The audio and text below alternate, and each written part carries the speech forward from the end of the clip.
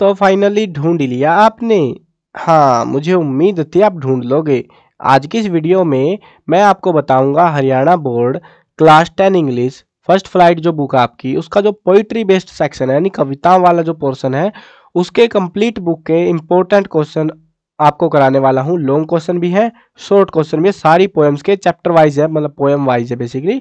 तो चलो शुरू करते हैं। मैं हूं अजय और आप देख रहे हैं सीसीएल क्लास। लेकिन वीडियो शुरू करने से पहले आपको बता देता हूं, अगर आपको क्लास 10 के बाकी सब्जेक्ट की वीडियोस भी देखनी है या इंग्लिश की भी बाकी वीडियोस देखनी है तो डिस्क्रिप्शन में एक प्लेलिस्ट का लिंक है, पहला ही लिंक है डिस्क्रिप्शन में, उससे आप जो है बाकी की सारी वीडियोस देख सकते हो। अगर आपको ये क्वेश्चंस वगैरह लिखे हुए चाहिए तो गूगल पे सर्च करना cclchapter.com और आपको एक वेबसाइट आएगी, सीसीएल चैप्टर लिखोगे ना तो आ जाएगी वो, और उसके इंपॉर्टेंट क्वेश्चन के सेक्शन में जाके तुम क्लास 10 के हरियाणा बोर्ड के सभी सब्जेक्ट के इंपॉर्टेंट क्वेश्चन देख सकते हो वहां से। ठीक है, ये सारा जो मैं पढ़ा रहा हूँ ये वेबसाइट से ही पढ़ा रहा हूँ, तो वेबसाइट पे चेकआउट कर जरूर कर सकते हो आप। ठीक है, अब शुरू करते हैं क्वेश्चंस को। Poem number 1 dust of snow, तो इसके लॉन्ग क्वेश्चन अलग कर रखे हैं मैंने, शॉर्ट क्वेश्चन अलग कर रखे हैं।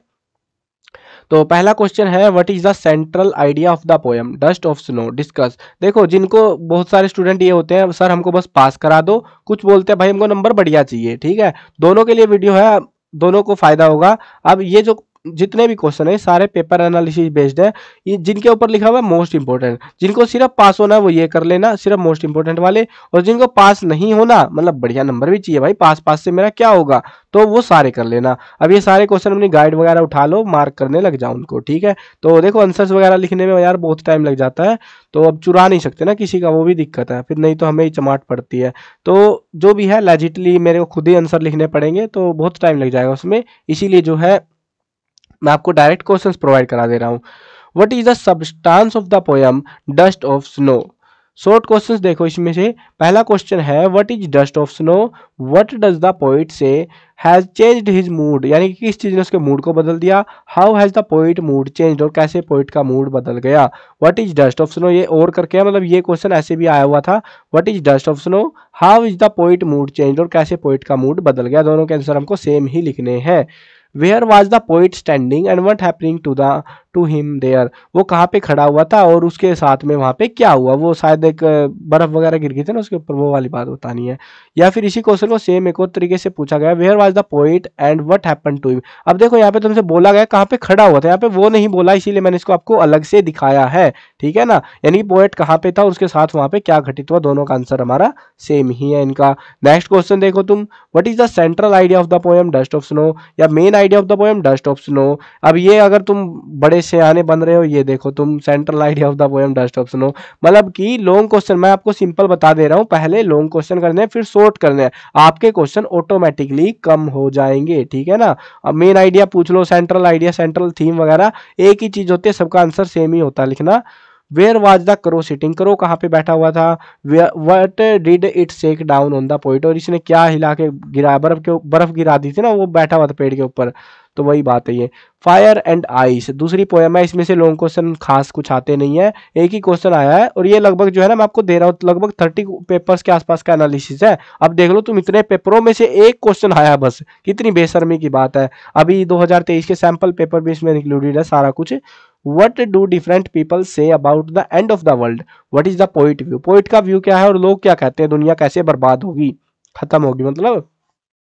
अब देखते हैं कुछ short question. What are the symbol of fire and ice in the poem Fire and Ice, तो ये सबसे ज्यादा पूछा जा रहा है कि सिंबल क्या है, फायर का सिंबल क्या है, आइस का सिंबल क्या है।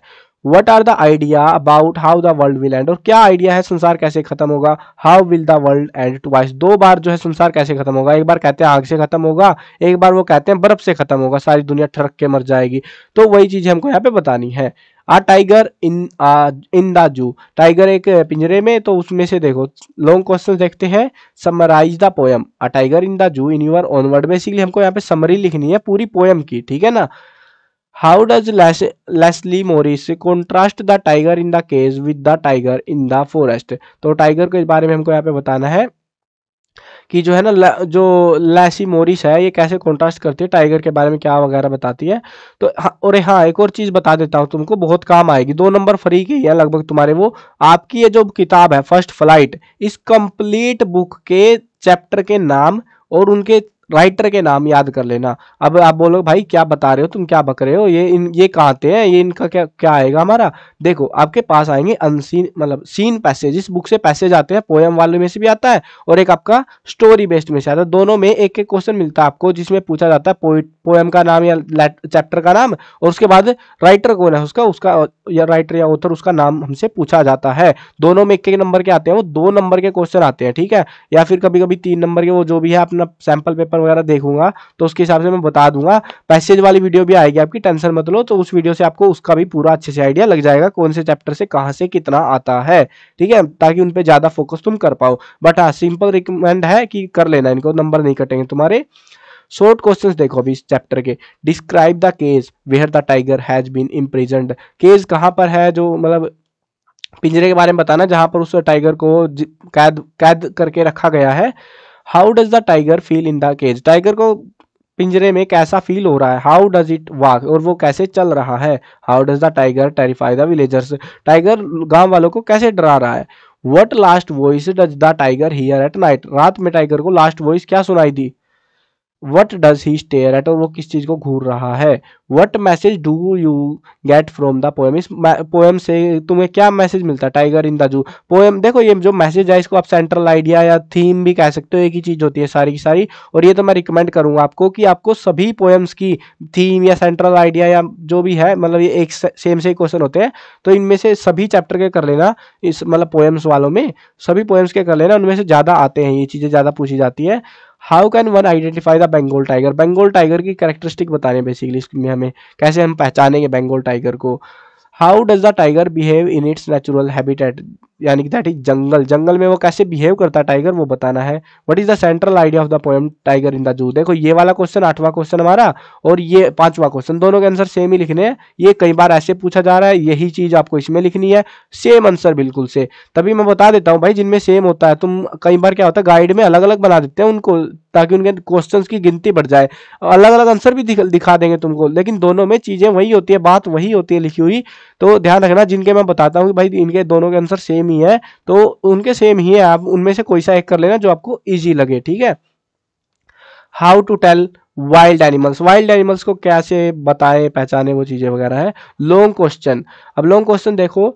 What features of the leopard and bear are described in the poet by the poet in the poem. इस पोएम में जो है लेपर्ड और बियर को कैसे हम, क्या फीचर्स बताए गए हैं इस पोएम में, वो बताना है। How to tell wild animals, इन्होंने बता रखा है इस पोएम से, ठीक है।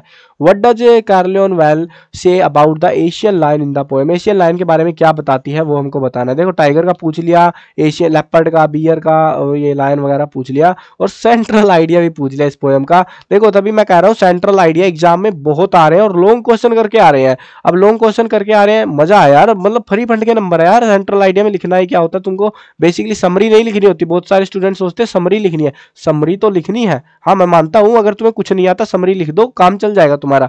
लेकिन काम चलने का मतलब है 5 नंबर का क्वेश्चन है तो तुम्हें 4 या 3 नंबर ही मिलेंगे। बट सेंट्रल आइडिया एक अलग सी चीज होती है, उसके अंदर हिडन बातें क्या है वो भी बतानी होती है साथ में। शॉर्ट क्वेश्चंस देखो तुम, शॉर्ट क्वेश्चन इस पोएम से। How does the poet describe the bear in how to tell wild animal. Bears के बारे में कैसे बताता है। How can we distinguish between a hyena and a crocodile. Hyena और क्रोकोडाइल को हम कैसे अलग कर सकते हैं, कैसे पहचान सकते हैं, वो बताना है। How can one tell the leopard. Leopard के बारे में कैसे हम रिकॉग्नाइज कर सकते हैं, ये क्वेश्चन। और यहाँ पे देखो, यहाँ पे लेपर्ड और बियर पूछा गया था। अगर पहले लॉन्ग क्वेश्चन करोगे तो शॉर्ट क्वेश्चन आपके कुछ हो जाएंगे, और कुछ मतलब घट जाएंगे आपके क्वेश्चन एट द एंड, ठीक है ना, कम करने पड़ेंगे याद तुमको। पहले लॉन्ग करोगे तो, अगर पहले शॉर्ट क्वेश्चन करोगे फिर लॉन्ग और करने पड़ेंगे तुमको।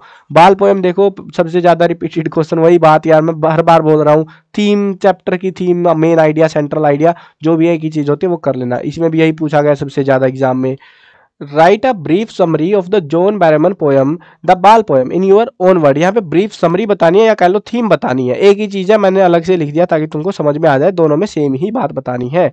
John Berryman the ball poem just tells us about our reactions at some material loss. Discuss करो इस बात को, ठीक है। शॉर्ट क्वेश्चन देखो, शॉर्ट क्वेश्चन भी ठीक से ही आते हैं इनमें से।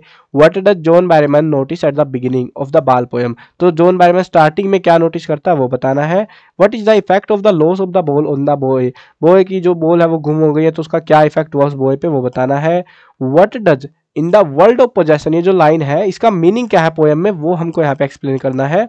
Why does not the poet offer to give money or buy another ball for the boy who has lost his ball? तो पोइट जो है क्यों ऑफर नहीं कर रहा है पैसा और या फिर दूसरी बॉल उस बॉय के लिए, तो इसका रीजन हमको देना है। What has the boy lost? Boy का क्या गुम हो गई, बॉल गुम हो गई है। How does the boy react to it? और अब वो बॉय कैसे रिएक्ट कर रहा है उस पर वो बताना है। अगली पोएम हमारी वो है अमेंडा। अमेंडा के लॉन्ग क्वेश्चन देखो तुम। What is the poem Amanda about? Poem Amanda की जो पोएम हो किसके बारे में है। What are the things Amanda is asked to do? क्या करने को कहा गया है और नोट टू डू, और क्या नहीं करने को कहा गया है। How is Amanda about the views of small girl about liberty in life? तो व्यूज क्या है स्मॉल गर्ल के बारे में वो बताने हैं। Summarise the poem Amanda in your own words? Basically हमको इसके अंदर समरी लिखनी है, मेन आइडिया थीम सेंट्रल एक ही चीज लिखनी है, सारा कुल मिला के वही चीज हमको लिखनी है, ठीक है ना। अगला क्वेश्चन देखो तुम, ये रिपीट ज्यादा हो रहा है, देखो रिपीट, ये question literally same to same जब रिपीट हुआ है उनके ऊपर लिखा है मैंने मोस्ट इंपोर्टेंट, ऐसे किसी भी क्वेश्चन के ऊपर नहीं लिखा है। तभी मैं कह रहा हूँ जिनको सिर्फ पास होना है तो मोस्ट इंपोर्टेंट कर लेना, तो वो उससे भी पास हो जाएंगे, और बाकियों को तो भाई पूरे करने पड़ेंगे, जिनको सारे नंबर चाहिए पूरे नंबर। ज्यादा क्वेश्चन दे नहीं रहा मैं पोएम्स वाइज या चैप्टर वाइज भी, तो बाकी के सब्जेक्ट की वीडियो भी देखनी है तो प्लेलिस्ट से देख लेना, ठीक है। शॉर्ट क्वेश्चन देखो तुम। How old do you think Amanda is? Amanda कितनी पुरानी है, कितनी उम्र की है वो बताना है। कितना तुम सोच रहे हो, मतलब हाउ डू यू नो, तुमको कैसे पता उस बारे में। What does Amanda say? I am Rapunzel. What does she promise not to do? और वो क्या प्रोमिस करती है क्या नहीं करने के लिए। How is the sea portrayed in the poem? Sea को कैसे पोर्ट्रे किया गया है पोएम में, कैसे बताया गया है वो बताना है अमेंडा पोएम में। What could Amanda do if she were a mermaid? अगर वो मैमरिड होती, जलपरी होती, तो अमेंडा क्या करती, वो हमसे यहाँ पे पूछा गया है। What three things did the speaker ask Amanda to do which she has not done? तो क्या तीन चीजें बतानी हमको, तीन चीजें कौन सी जो अमेंडा को करने को कहता है वो चीजें हैं, ठीक है, जो उसने अभी तक नहीं करी है। अगला जो पोएम आती है वो है हमारी एनिमल्स। एनिमल्स के लॉन्ग क्वेश्चन देखो तुम। सेंट्रल आइडिया देखो, मैं बोल रहा हूँ भाई कर लो तुम, हर पोएम का कर लो, हर पोएम में से आ रहा है ये, आंख बंद करके कर लो, इनमें से आएगा ही आएगा एक ना एक। तो देखो 5 नंबर के ऐसा तो होता नहीं है कि 20 क्वेश्चन या 50 क्वेश्चन आएंगे भाई, पता नहीं कितनों में से क्या तुक्का लगेगा कि नहीं लगेगा। 2 क्वेश्चन देने होते हैं, एक पहले देते हैं उसके बाद और करके एक और दे देते हैं, ऐसा चलता है। तो उनमें से एक पोएम सेंट्रल आइडिया का मेजोरिटी ऑफ द टाइम्स मिल रहा है, इसीलिए मैं कह रहा हूँ सबसे ईजी तरीका पास होने का, तो बाकी सारे कर लेना तो बढ़िया रहेगा। सेंट्रल आइडिया बताना है इस पोएम का, एनिमल्स का थीम बतानी है, दोनों का आंसर सेम है, ठीक है ना। चलो आगे बढ़ते हैं। What are the things that human do but animals do not? कौन सी चीजें हैं जो ह्यूमंस तो करते हैं बट एनिमल्स नहीं करते। Does it make the poet sick? क्या चीजें पोइट को बीमार कर रही हैं। What is the difference between animal and human with regard to their attitude to their condition, sin and God? तो इनके हिसाब से हमको बताना है। Why does Walt Whitman यानी जो पोइट हमारा wanted to leave the company of human being and live with animals? अब ह्यूमन बीइंग की कंपनी को छोड़ के वो जानवरों के साथ क्यों रहना चाह रहा है वो हमें बताना है। शॉर्ट क्वेश्चन देखो इस पोएम के। To whom does Whitman compare man? Man को किससे कंपेयर करता है, वो एनिमल से करता है। वाई रीजन हमको देना है। Why does Walt Whitman want to live with animals? अगर तुमने ये वाला क्वेश्चन कर लिया तो सेम ही है ना। तो आगे बढ़ते हैं। Mention 3 things that human do and animals do not? 3 चीजें बतानी जो ह्यूमंस तो करते हैं और एनिमल्स नहीं करते हैं, और शायद ये क्वेश्चन आया था थोड़ी देर पहले भी, है ना।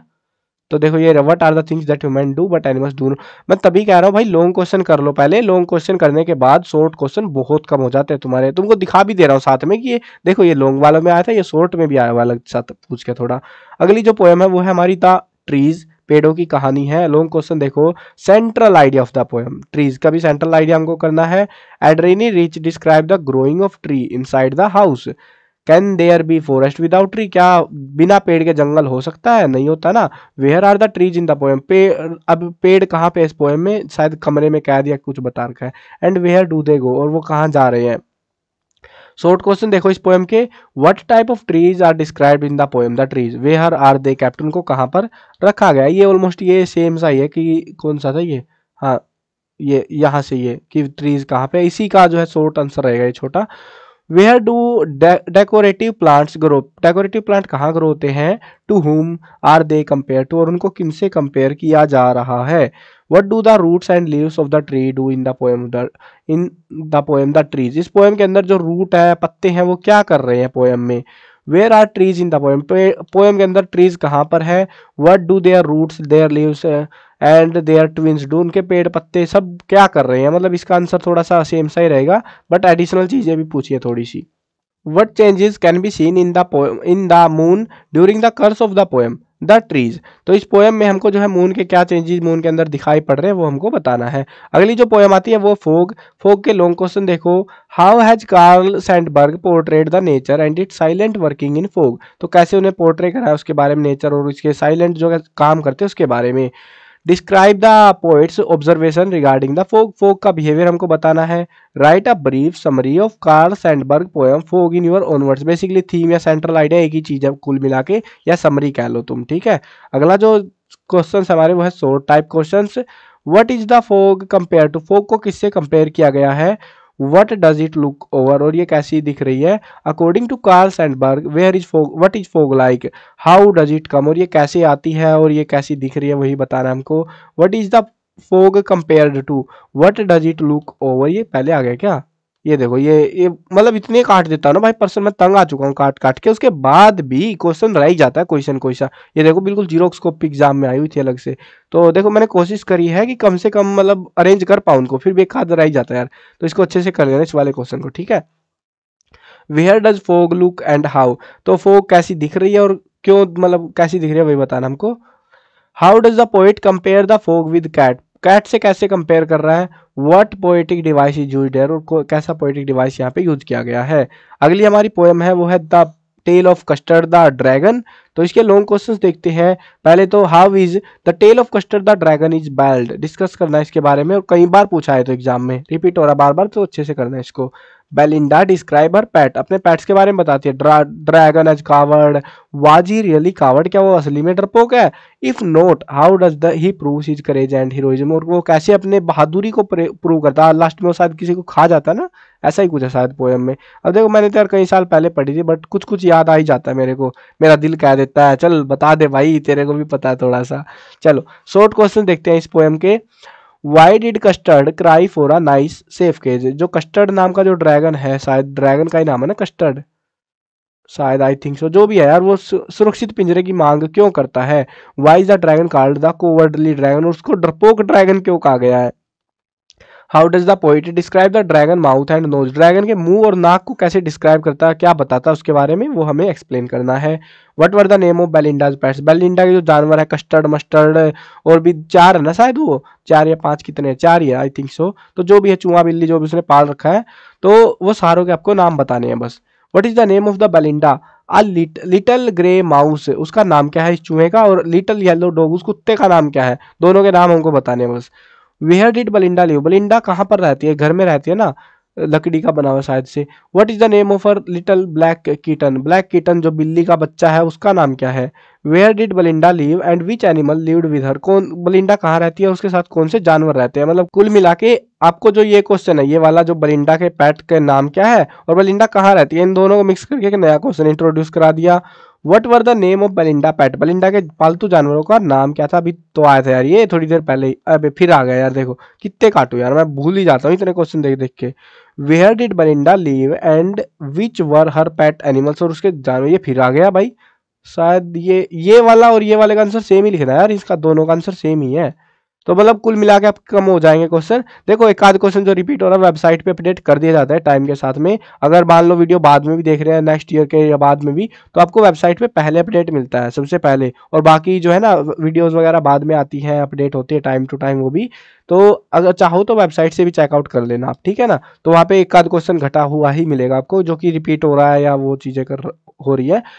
Poem number 11 for Anne Gregory. तो ये लास्ट पोएम हमारी, इसके लॉन्ग क्वेश्चन देखते हैं। लॉन्ग इसमें से कुछ खास आते नहीं है। What are the young man and the young woman arguing about the poem for Anne Gregory. तो यहाँ पे ये इसके बारे में आर्ग्यू कर रहे हैं वो बताना है। शॉर्ट क्वेश्चन देखो, how can the young women dye her hair. अपने बालों को कैसे डाई करती है और क्यों करती है, वाई, रीजन देना हमको, कई बार रिपीट हो रहा है। How will the young man react on seeing the honey coloured rampart. तो कैसे जो है वो रिएक्ट करता है वो हमको बताना है। हुज रैम्पार्ट, और किसके रैम्पार्ट है वो भी। What will the young man love the woman for. जो मैन है वो वुमैन को किस चीज के लिए पसंद कर रहा है, प्यार कर रहा है। How will the young man react on seeing the honey coloured rampart and whose rampart. ये फिर आ गया भाई, कितने ही काटू यार, छूट जा रहे हैं मुझे लग रहा है, मैंने बहुत लोचा कर रखा है। चलो कोई ना, इनको अच्छे से कर लेना तुम, तभी मैं कह रहा हूँ जिनको पास होना है वो से मोस्ट इंपोर्टेंट कर लेना। वेबसाइट से एक बार क्रॉस चेक कर लेना, कुछ चेंज होने वाले हैं, एक आध क्वेश्चन मोस्ट इंपोर्टेंट और मार्क आउट होंगे। और मतलब इनमें से ही होंगे जो रिपीट हो रहे हैं ना, जो बार बार दिख बता दे रहा हूँ मैं कि भाई ये वापस आ गया, तो उनके ऊपर मोस्ट इंपोर्टेंट और लगाना पड़ेगा मेरे को, वो भी कर लेना आप, ठीक है ना। और बाकी जो है ना, जिनको पास नहीं हो ना, बढ़िया नंबर चाहिए भाई, सारे कर लेना, ज्यादा क्वेश्चन नहीं है पर पोएम या पर चैप्टर भी। What did the religious man tell the poet, religious धार्मिक जो व्यक्ति है वो पोएट को क्या बताता है। What features of the young woman has put the young man into despair, निराशा में क्या चीज उसको डाल देती है, वो हमको बताना है। तो ये थे आपकी कंप्लीट पोएम्स के इंपॉर्टेंट क्वेश्चंस। तो आंसर्स आपको गाइड वगैरह में मार्क आउट कर लेना, वेबसाइट में सारा कुछ अवेलेबल है, सभी कंप्लीट करा रखे मैंने इस पे, तो वेबसाइट पे तो cclchapter.com गूगल पे सर्च कर लेना, तो वेबसाइट पे तो सारा डाटा अपडेटेड है। वीडियो भले ही थोड़ी बहुत डिले हो सकती है, बट वहां पे डाटा सबसे पहले लगभग 10-15 दिन पहले या हफ्ता पहले आ जाता है, वीडियो बनने में टाइम लग जाता है कभी कभी, ठीक है। तो अगर क्विक अपडेट चाहिए आपको इंपॉर्टेंट क्वेश्चन के रिगार्डिंग जो भी मैं बनाऊंगा, तो वहां पे पहले मिलेगा। तो इसीलिए बता रहा हूँ क्योंकि एग्जाम आपके बहुत नियर है, और आपको फिर रहेगा कि भाई वीडियो हमारी नहीं आई, तो कई बार क्या होता है वीडियो थोड़ी सी लेट हो जाती है, तो उससे पहले 1 या 2 दिन पहले तो कम से कम आपको वेबसाइट पे अपडेट मिल जाएगा। अब वेबसाइट पे कोई सब्सक्राइब का बटन तो है नहीं, तो जिससे मैं आपको ये बता पाऊँ कि भाई बना दिया मैंने तुम्हारे लिए। बाकी मैं कोशिश करूंगा कम्युनिटी टैब में शेयर कर दूं, अब वो तुमको तभी पता लगेगा जब तुमने सब्सक्राइब कर रखा होगा। मेरे को पता है तुम चैनल पे आते हो, सर्च करते हो चैनल को, भाई सीसीएल वाला चैनल खुल जा, और खुल गया, वो वीडियो देखी, हाँ हमारी वीडियो आई नहीं, आ गई, अरे आ गई आ गई आ गई, हाँ ये तो कर लोगे तुम, बस सब्सक्राइब का बटन नहीं दबाओगे, भाई दबा दो यार उस बटन को भी, उसने क्या बिगाड़ रखा है तुम्हारा, तो दबा दो। अगर वीडियो अच्छी लग रही है बिल्कुल दबा के जाना, और कमेंट करके जाना किसने वीडियो लास्ट तक देखे, मुझे बड़ी खुशी होती है यार जो वीडियो लास्ट तक देखता है, मतलब मेहनत सफल हो जाती है मेरी फिर। चलो मिलते हैं नई वीडियो में, बाय बाय।